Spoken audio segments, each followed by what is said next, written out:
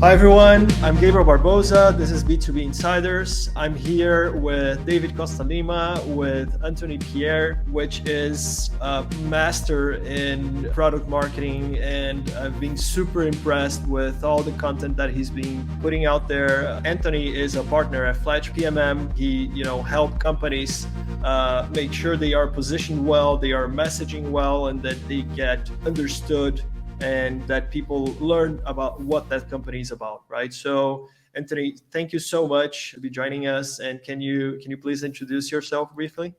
Yeah. Thanks so much for having me. Excited to be on with you guys today. Like you said, I'm a co-founder at Fletch. It's a product marketing consultancy with me and my partner, Rob Kaminsky. He's down in Texas. I'm in Chicago. And we primarily spend all of our time helping early stage B2B SaaS startups figure out their positioning before they found product market fit. Is there a way that they can position their company that helps them discover product market fit?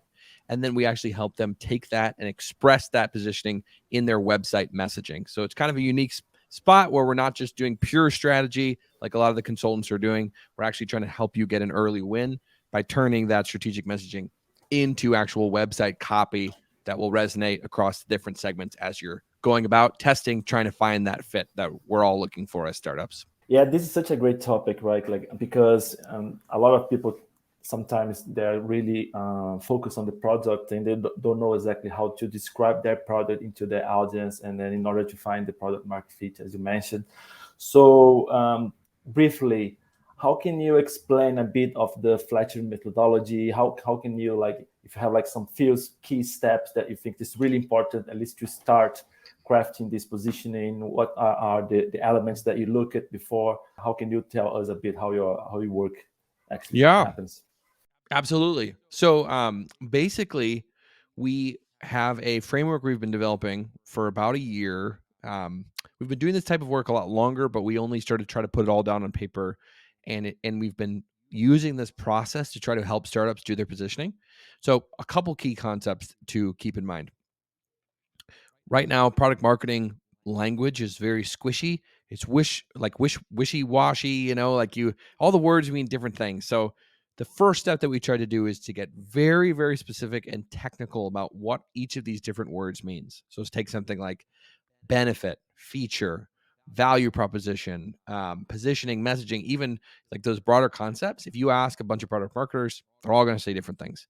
So what we did first and foremost is we said we need to lay out really what are the elements that make up product marketing and getting them to very specific messaging. So in the early days, me and Rob would spend many hours per day debating what is a benefit, right? And we still are debating, trying to get them to be perfectly scientific definitions.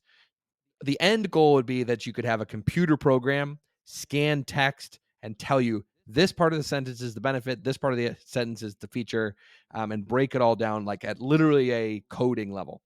We're not quite there. We're probably 95% there, where me and Rob could both look at the same set of paragraphs and we could both start categorizing based on our method, and we'd probably be 98% aligned. Maybe a little bit less, maybe 95% aligned. But either way, so there's these 8 elements that kind of bubbled up as we were getting through this that really are used to describe a market segment and the product. So on the market segment side, there's these 4 dimensions. And depending on who you're going after, the market could be more aligned with some of them than others. You don't need all 4 of them.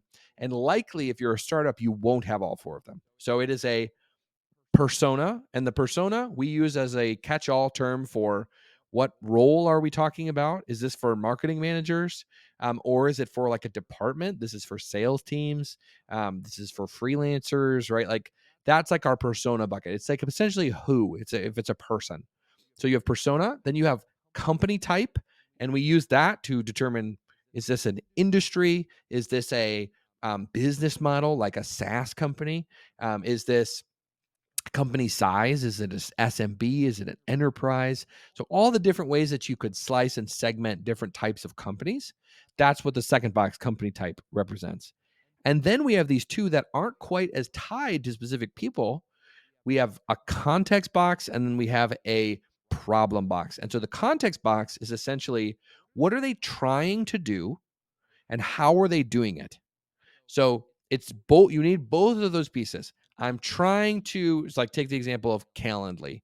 I'm trying to book a meeting and I'm using, like, how am I doing it? I'm using email. So I'm trying to book a meeting and I'm using email. That's the context box.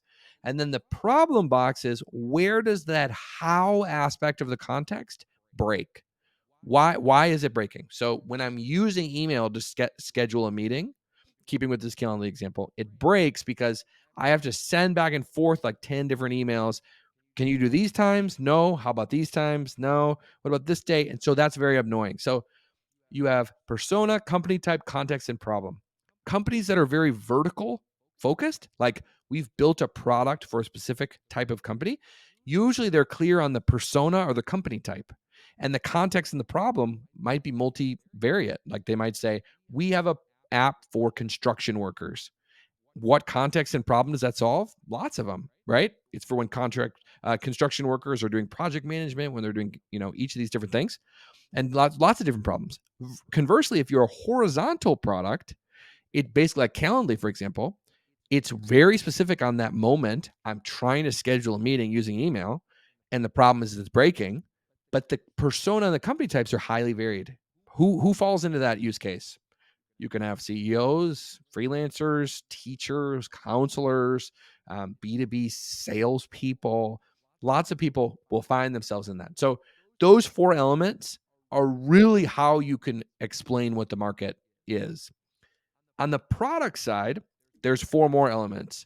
There's product category. What do people compare you to? Are you in a mature product category that everyone knows and you're kind of like a differentiated version of it? We like to think of like DuckDuckGo as a search engine. So when they launch, for them, saying we're a search engine is very clear. Everyone knows what a search engine is, but they would like modify it and say that doesn't steal your data. So everyone knows, oh, this is differentiated, but we're in a mature product category. And then you have these 3 other boxes: capability, feature, and benefit. We saw that the line between feature and benefit was always wishy-washy. People didn't really know, well, is this feature actually a benefit? Is that really a benefit? And then people would talk about benefits in 2 ways. One was like, oh, it's a new thing I can do. That's the benefit of it. Versus like the ROI, like the outcome, like, oh, this is going to save me time. That's the benefit. So we actually broke it into 3 elements. We have the feature, which is like the technical aspect of the product, which could be like a dashboard, analytics, notifications. And then the capability is, what do I do with that? So if I have a dashboard that shows me how many people have visited my website, the capability might be like, be able to measure when you have spikes in usage on your website, right? Using this analytics piece or using this dashboard. And the benefit is the outcome of that. It's saying, if I use this product capability, how will that impact me outside of like me actually in the product? So I can make better decisions on how I spend my marketing budget or something like that. That would be like the benefit, the outcome. So across those 8 elements, if you have all of them, you likely have product market fit. You've discovered exactly who your ICP is, and you have it perfectly figured out how you serve them. We work with early stage startups, meaning by definition, they have not found fit yet. So back to your original question, how do you position a product like that?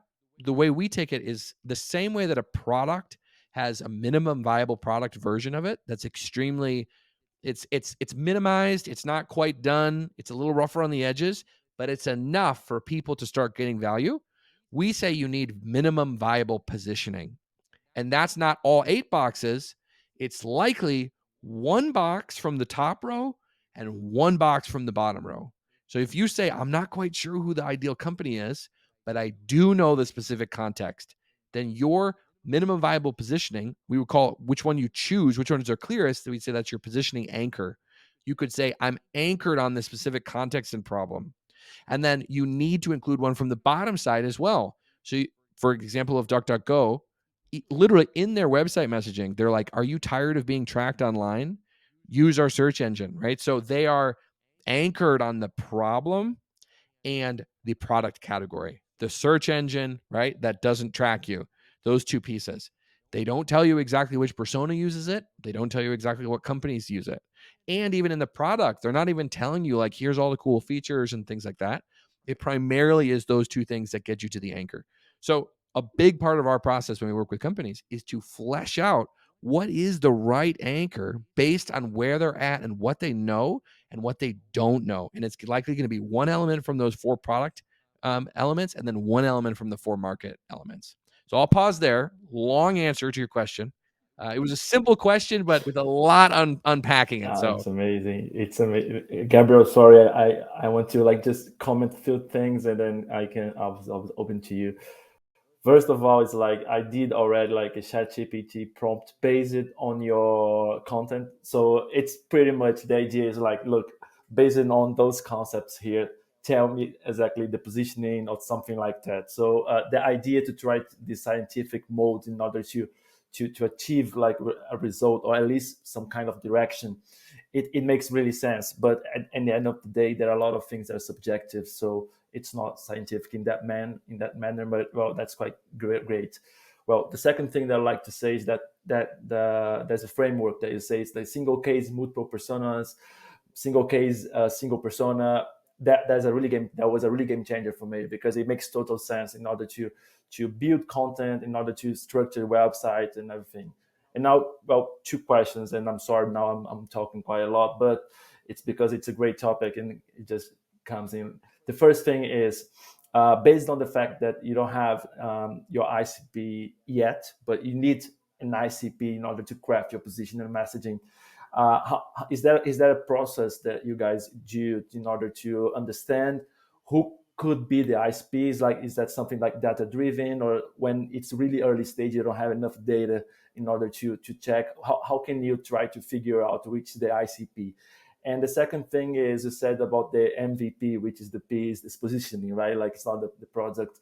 How do you test it? Do you test it in a non-scalable way, as the Y Elemental says that, or you think that you can go to market in a more structured way in order to see how it's going to be the audience feedback? Yeah, great question. So I'll tackle them one at a time. First one, how do you find your ICP? That's the journey, right? That's like the crazy startup. We worked with a founder who called it the hair on fire, arms flailing around period. So if I knew the answer to... I was just going to say, we've been looking for ICP. We just nailed it on Incognito for like 3 years. So yeah. It's a journey. It's definitely a journey. It's for sure a journey. So what we say is like a lot of times people will come to us and they'll say, when I started, I was really unclear of who I was going after. I had a cool idea. And a lot of times, as much as we say, focus on a problem first and then build something for it, 99% of the time, people build a solution first and then look for which problem is the strongest. So knowing that that's the reality for 99% of all startup founders, likely they started with a very broad hypothesis and they probably threw together a WordPress site and it was essentially not helpful at all. As time went on, the positioning starts to narrow. So usually when we work with a company, they've raised seed, maybe Series A. So they have some data and they have some inkling. And usually the trigger for them to work with us is we realize we're still on that old WordPress site that's completely out of date. Everything it's saying, we've added multiple more features. We're going after different markets. We know more specific who we're going after. But now the website is woefully out of date. So we need help figuring out how to reposition. So we see it as a process. You're continually refining your ICP to get closer and closer. So even with me and my partner, Robert, we have a service business, but our framework is very much like a product and we treat it like a product. And so our initial hypothesis was we want to help startups with positioning. And that was as detailed as we knew. Over time, we've realized it's probably early stage. It's probably seed to Series A that really is helpful. It's probably more B2B, not B2C, not D2C. It's probably SaaS. It's mostly the founder or the head of marketing who we're going to work with. They're usually more horizontal products that could be applied multiple places. They might be more in like a cutting edge deep tech or something where it's hard to explain. So over time, we've narrowed down. And as we niche in further and further, we find more and more traction. So it's more of a process, like Gabriel said. So I think that's my answer to your first question. Your second question was, how do you measure this? In the early stage, it is not a data-driven thing. You just don't have it, right? You don't have the data. And when you get to the data, you're usually further along and much closer to being a product market fit startup. And so in the early days, it really is like putting it up, showing it to people on a site, in a sales call, explaining it, and just seeing how is the story resonating, where is it breaking. And it's much more qualitative than it is quantitative. And then in terms of like turning on a go-to-market motion, like really intensely, I actually fundamentally believe that early stage startups that haven't found product market fit, they're not really doing a go-to-market strategy at all. We would say like it's in the almost like pre-go-to-market where it's like founder-led sales. And that founder may be using multiple growth levers. Like I'm trying sending out emails to people. I'm trying to post content on LinkedIn. I'm reaching out to friends in my network. They're doing like go-to-market activities, but they're not running a dedicated go-to-market motion with here's my cold my outbound sales go-to-market motion. I've got 5 AEs and SDRs and a playbook. And to get to that dedicated go-to-market, you kind of need to know who you're going to point it at. And so a lot of times what we see is they're doing a scattered amount of activities, and we just put it under the bucket of founder-led sales. So usually once they find some semblance of fit, once there's a repeatability that it's like we're landing the same type of customer. These 10 people all had the same exact problem. They loved our solution. We're landing them, we're closing them. That seems like it. Then you could say, and usually that's around seed to Series A to transition to Series B. They've raised a big chunk of money to scale it. Great, we found it. Now let's actually just point everything to it. So we help more before they get to that point of like, I know who it is, because it becomes a very different activity. It becomes much more scientific. It's much more data driven. And it's much more like, how do I actually just align these tools and turn on the thing and optimize it? And a lot of stuff like growth really comes into that point of the journey. We love the earlier stuff, the messiness, the in the trenches, where it is much more by the shooting by the hip and all those different pieces. Yeah, that's so interesting because sometimes to differentiate, you have to just pick a niche because, like you said, it's so messy that just by helping out those guys that are not exactly product marketers, you are already going to being clear like how simple that can be. Uh, you're already going to help them out so much, and you're going to differentiate your solution, right? So speaking about differentiation, it called one of the frameworks that I'm not sure if it's a framework, but it's one of the pieces of content that you and Rob, I think it was you, published was difference between the competitive and contextual differentiation framework. That called my attention because more often than not, at least for Incognia, our competitor is not really a direct competitor. It's like an activity or maybe like an internal solution or something like that is not something directly comparable. Can you explain a little bit more about that framework? Yeah, absolutely. So what we've seen is exactly what you're talking about. In the early stages of a startup, and it's not the early stages of a startup, it's the early stages of a market or product category. So take Uber. Uber enters the scene. Ride sharing as a category didn't exist when they entered the scene. So if they said we're the primary ride sharing platform in the world, no one would even know what that meant. So over time, that became a thing. But in the early stages of the product category maturity, long before that name had taken hold, the only thing they could differentiate on was not competitors, because wasn't really anyone doing it either. It was the context of the people's lives. And so that's that box I mentioned, one of the 4 boxes around market: persona, company type, context, and problem. So in the context box, you have what they're trying to do and how they're doing it. And so Uber differentiated on that. And that was multiple different things. Maybe you're trying to get a ride home and you're using a taxi. Problem that results in that is there might not be any taxis around. Or maybe, you're trying to get a ride and you're not even around a taxi and you're asking friends, or something. You're at a party, whatever. All those different contexts was what Uber had to differentiate on. We're way better than the taxi. We're better than the carpooling with your friend. We're better than whatever it is. So as the category matured, competitors started jumping in, and you see Lyft, you see Via, you see all these other companies come into play. And at that point, the differentiation is more on competitive differentiation. And it would be like you would open your phone in this brief period of time before it's solidified. You would open your phone and you'd be like, who's going to get me the ride at the fastest? I'm going to open Uber, 20 minutes. I'm going to open Lyft, 10 minutes. Great. I'm doing that. I'm going to try this VO1. 5 minutes. I'm going to do that. Or this one's way cheaper.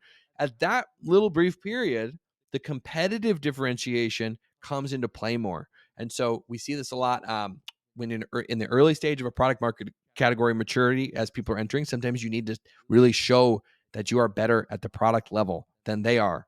And then the other place where competitive differentiation comes up is when you are a startup entering a deeply mature product category and you're coming in and saying, I'm a new search engine. So in that moment, people will ask you, how are you different than Chrome? Or Google, let's say. How are you different than whatever I'm using, Bing, or, and at that moment, you have to differentiate, not in the context, directly against a competitor. Well, you know how Google takes all your data and sends you all these ads and sells it to other people? We'll never do that to you. Competitive differentiation, it's against the competitor directly. Another one is like the browser company. The browser company is a brand new web browser. Web browser is an extremely mature product category. So if you say, well, how are you different than Chrome? How are you different than Safari? And they say, well, we have all this collection of features that they don't. And we do all these cool, fancy things. Or even one more example, right? When Tesla comes on the scene, we're a new car. Incredibly mature category.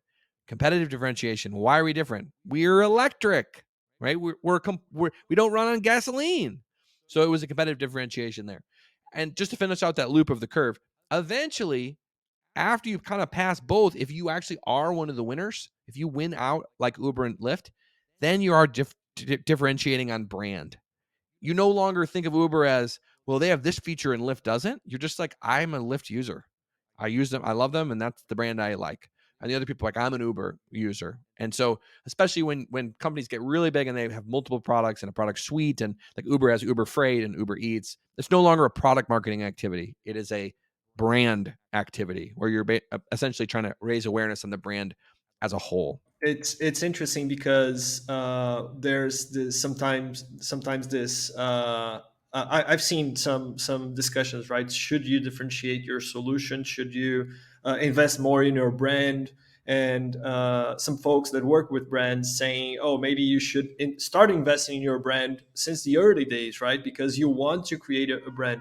And it's not a matter if you're going to invest in brand or not. It's just that you have to create a brand, but maybe brand is not the thing that you have to use to differentiate it yourself as an early stage startup, because it's just not going to happen, right? You don't have an established brand. So, and one thing to say on that too is we actually actively discourage startups from investing in brand, because what can happen is there's this concept of the sunk cost fallacy. It's where people will hold on to like a stock that's doing poorly because they've already put so much money into it. When it's like the sunk cost fallacy is a fallacy. The moment it starts going down, you should probably sell it. And the amount of energy you've put in it should not keep you from making this hard decision. So when let's say a startup is making a product for teen girls and they invested really heavily in brand. They have all sorts of frilly colors and, like this font and the name. And then they realize teen girls don't actually like this product. It's actually better suited for middle-aged men. If they've invested 200, 300, 400K in a big branding exercise, they're going to be much less likely to pivot when they need to, when they realize this brand no longer makes sense. Good examples like Google Glass. So Google Glass is they invested a ton in brand upfront, and they could do it because they're Google. So they had all this money. And then what they ended up doing is repositioning it for the enterprise. And it actually became a new product. I think it's called Glass Enterprise or something. So all that branding is gone. Google can swallow that cost pretty easily. The startups can't. And so if you wait to invest in brand, to me, brand becomes a thing that's post product market fit. And we've even seen companies that are finding product market fit and then changing the name of the company because they realize a specific group of people doesn't really resonate with what they picked originally. And so they're like, now's the time to invest in brand when we found it. If you invest in brand early, there are some people who do. It just is basically you're taking a much bigger bet. You're like, I'm pretty much betting that I know what this is, and what's going to work, and I'm just going all in on brand because I don't think we're going to need to pivot. And that's just a scary place to be if you're a founder, or especially if you're an investor in that founder, to see them doing that. It's a red flag for me for most of the part. Yeah, no, that's really interesting, and then that's something that I usually talk about with Gabriel about branding. It's that for B2B high ticket, for instance, right? The driver that makes someone buys, it's way more related to trust, like to trust on that brand, and not necessarily the value of the products, like because it's a high ticket, so you need to trust. There's like lots of people involved. You can have like some examples in B2C as well, like when you're gonna buy an apartment or something. But when you come into B2C, right, and then you have some products that the cost is not that high, so you can actually buy something. Then the brand becomes something important. Yep. Because you're not gonna be thinking about like, oh, should I buy Adidas or Nike? Like, which is gonna make me the best performance in running? Well, obviously they have some tech features in it, but you know that both of them are pretty good. You know that you need some sneakers in order to run. So the branding, but then it's so your example about Uber and Lyft, it's pretty much right now. Everyone knows the right that they need a ride sharing app in order to go there, right? So now it's a brand thing. So I think there's some kind of logic behind it. And now it's a question. Maybe it's a silly question, but I'd like to know your opinion. How do you see those companies who's like that position themselves based on other companies, like I'm the Uber of something?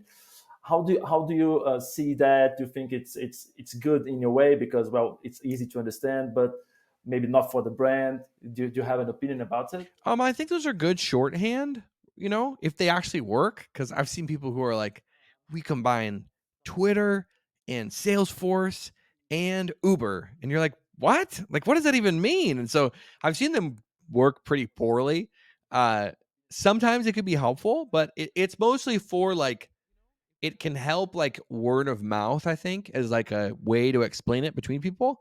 I don't think, and I think it could work in content advertising and content marketing and things like that. I probably would stay away from putting that like on a website unless it was in someone else's testimonial. So if someone else said it, I think that would be worth doing. Sometimes we have actually seen like good examples of companies positioning publicly against a named competitor on their website in the early stages.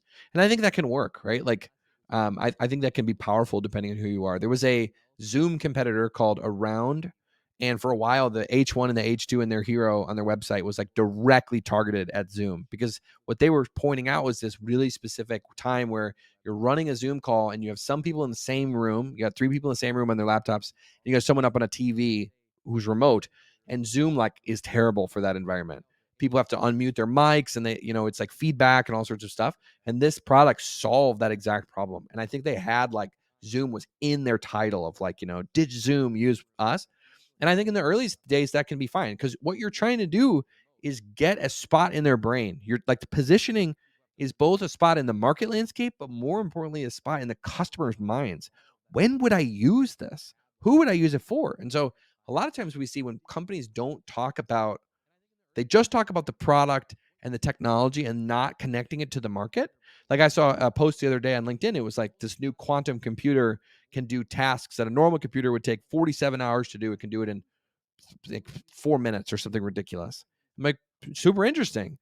That's just product. I don't know what that connects to in any of those boxes: persona, company type, context, or problem.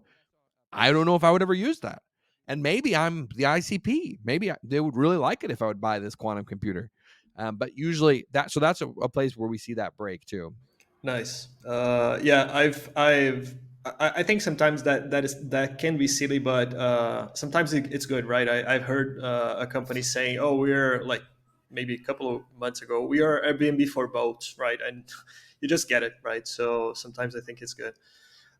So when we speak about differentiation and getting somewhere in people's minds, we are speaking about positioning, but that leads somewhere, right? And I like to think that's positioning. So I've heard someone saying that like positioning is like putting together all like the like the pieces of a dish, and messaging is like the dish itself when you're ready to eat, right? Can you speak a little bit more about messaging and the way you guys structure a Fletch?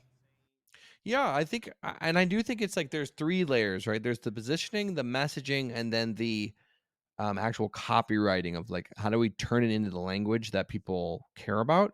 So for us, really, just the distinction is positioning is more, it's a set of choices, right? It's like literally we're going after this type of company in this type of market, in this type of context. The messaging is now we have to choose words that the people would actually understand. So bare minimum messaging, like we've seen this happen a lot of times. People will say, my product essentially solves the same problem for these 5 different industries. And we ask them, okay, well, what problem is that? And they say, well, basically, these people, they struggle with this. But really at the core, it's because their data is siloed. It's broken across different things. So that's more of like a positioning thing. It's like you're trying to solve this problem of data being siloed. But messaging, if you asked 5 of those people in those 5 different industries, do you have the problem of data being siloed? They would say, I don't know what you're talking about. But if you up leveled it to use words that they would understand, and you'd be like, hey, is your CRM disconnected from your, I don't even know, like your marketing automation platform? They're like, yeah, it is. And does that lead to these specific problems? It does. That's messaging. So you're basically saying, another example would be with company type. We're going after mid-market companies with 500 employees, with 10,000, whatever, this and that. That's like positioning. That's not messaging because those people would not see themselves in that list of attributes. So the messaging might be like, we're going after SMBs. And even though we have a detailed positioning here, SMB would be where they say, well, yeah, I'm in I'm in a small business, or I'm targeting gig workers. You might have a very detailed list in your positioning, but the messaging is the piece that has to actually make sense to the people that you're delivering the message to. And then the copywriting is like up leveling that messaging so it doesn't sound like wooden and boring. It's like using metaphors and, colorful language and alliteration and all those things to like make it more of a compelling and punchy thing that brings in the tone of your company and word choice. And are we stern? Are we fun? All that type of stuff gets conveyed through copywriting. But the message itself, it has to be the positioning actualized in a form that the people would understand when they see it. Yeah, no, that's great and makes total sense. And I think that you still have another level after this, the copywriting, the message, which is like the sales, like the sales team.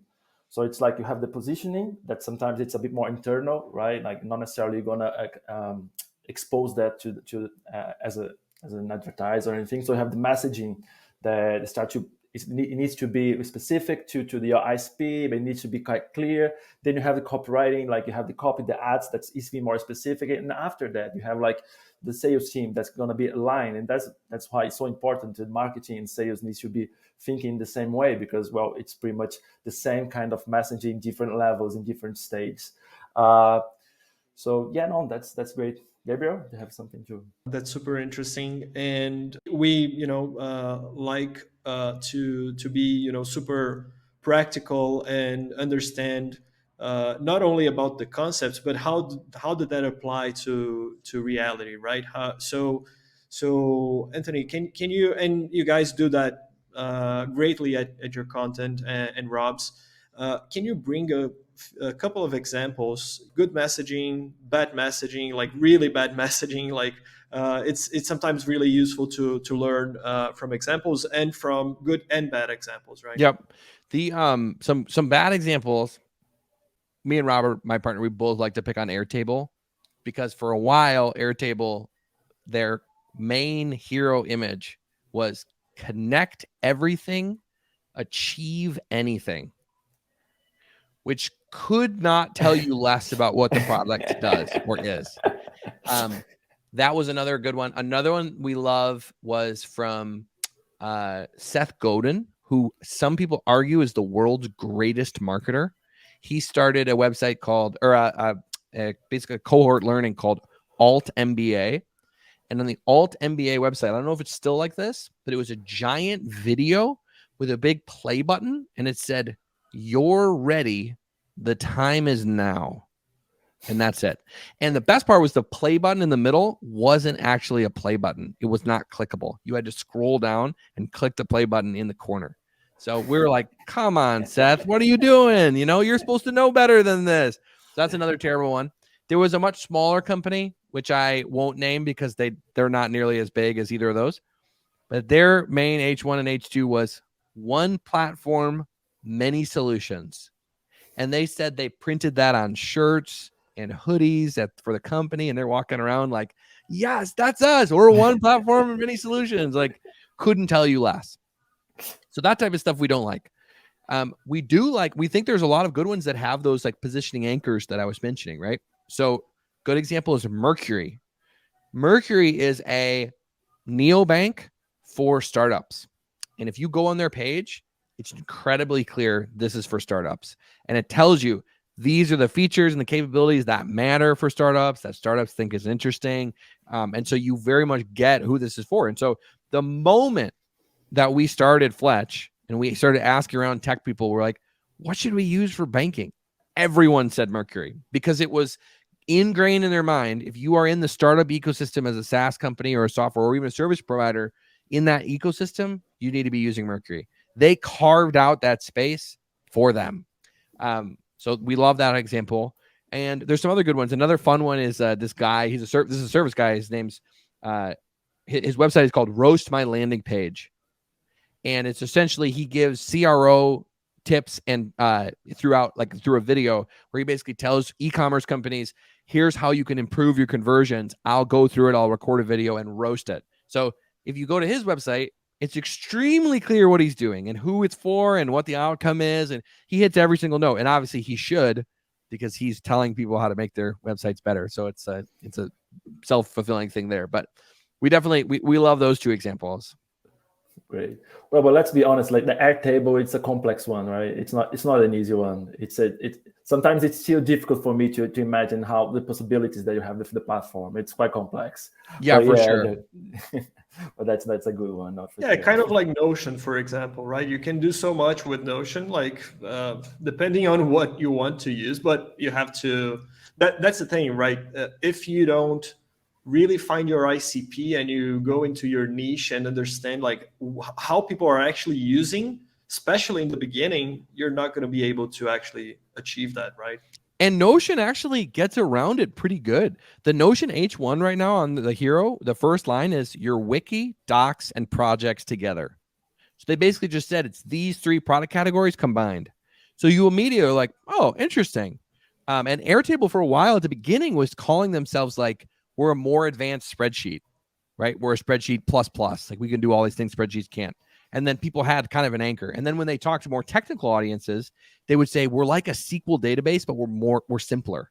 We're like an easy to use, easy to spin up SQL database that you don't actually have to write in it, with coding like that.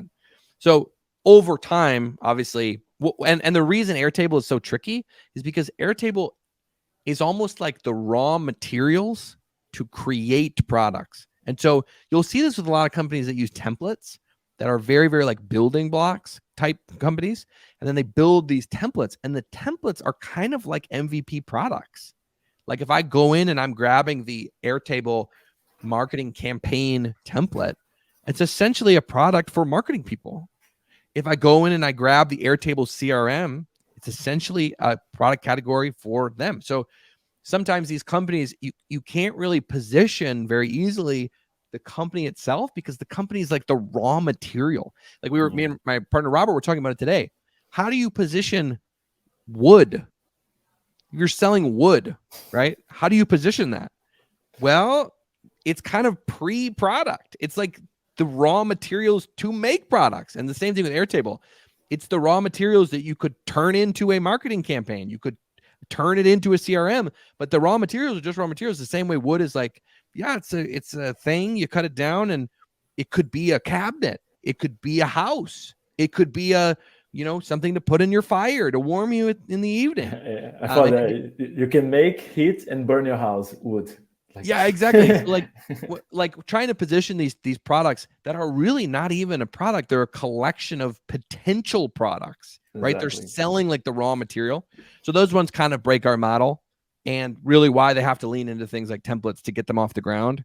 And essentially our model comes into play once you choose the template, right? Like everything I said is like, oh, well, now we can position a marketing campaign. Now we can position a lightweight CRM. Super easy, but positioning just the raw materials is pretty difficult. Yeah, that's how I think it's really interesting, that frameworks that you guys shared about the multiple case, multiple personas, because sometimes it's like that. You have different products in different ICPs inside of the same company, and the challenge is to how do you position the company, because you can run different strategies, marketing strategies for each kind of ICP, targeting Airtable for marketing, targeting Airtable for sales, and what, because they have different features. But the company itself, what is it? It's quite complex. But yeah, sometimes it's even easier to split into different like products with the same, with different names, in order just to quick penetrate the market. But that's a business thing, like business strategy, not necessarily marketing strategy. And that's what a lot of times we see with those types of companies. They thrive with like a community-led strategy, because the community does the translation to these various different products. So like a passionate set of power users for Airtable will go in and figure out the use cases and then try to evangelize those to the other people in the community. And so Airtable, especially when they make it so you can, actually, this might be Notion. I think Notion makes it so you can sell like stuff on their database, or like, their marketplace. And so like they're basically saying, we're selling wood, go productize it and sell things on top of it. So a lot of times you'll see that like the community-led growth approach really fits with those like ultra horizontal companies that are like not even horizontal. They're like a collection of a million potential. And if you listen to podcasts of the founder of Airtable early on, he was like, our goal was to unlock as many use cases as possible, which is like the opposite of what we would tell any other startup. Yeah, We're exactly. like, no, niche down, pick the best one, right? Like, exactly. but if you're selling wood, the more people who need wood, the better, right? This group needs it for this group, great. Like we're finding all these reasons to use this. Yeah. And that's Notion right now. I think they're certifying people as well. So you can be Notion certified. So like they know that they need those kind of people to spread all the possibilities and capabilities of the app.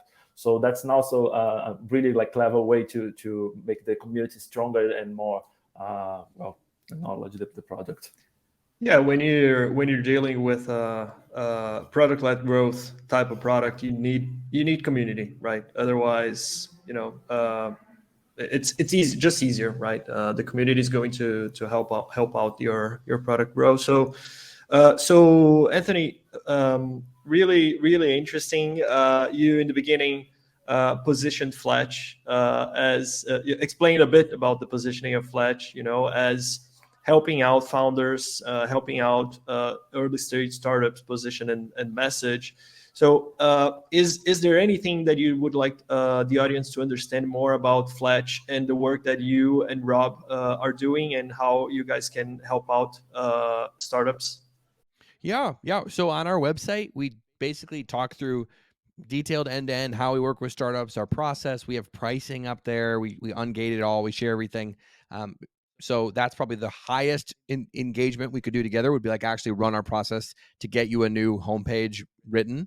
And then the slightly less intense version is we have a Notion database of all of our best practices organized by theme. So basically everything we've ever posted on LinkedIn, we have it in a Notion database with all the Figma templates that you can download and fill out yourself for your company. And we're selling that on my link, basically on my LinkedIn right now. If there's a link to it, it's $50. So that's the much smaller thing. And then the smallest thing would be just connect with me on LinkedIn, follow us, and we'd be happy to chat. I basically message everyone who adds me. If you comment on any of my stuff, I usually try to comment back on everyone that I can. So we're very open, friendly faces. So yeah, happy to meet anyone who comes along. Well, thank you so much, Anthony. I would like to meet you and Rob in person someday. Probably you first, because you're in Chicago. So thank you so much for your time. It was great meeting you, and we'll have you and Rob's LinkedIn on the description of this episode. And thank you for everyone that listened today. Definitely. Thanks so much. Bye. Bye.